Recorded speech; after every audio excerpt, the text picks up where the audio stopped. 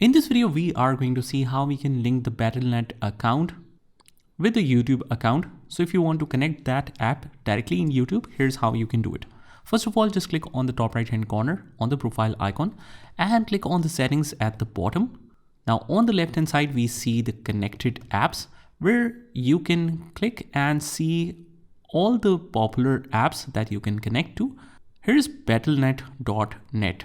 Click on connect and it will show you how it will be changed to connect status. You click on the connect, click on continue, and basically it will open the login screen of Battle.net. You just need the credentials or however you signed in earlier with the Google account or Facebook account or whatever. And as soon as you continue, it will be connected right away to your YouTube account. And that is pretty much all you have to do. I hope you found this video helpful, and if you did, hit the like button and subscribe to our channel, and I will see you in the next one.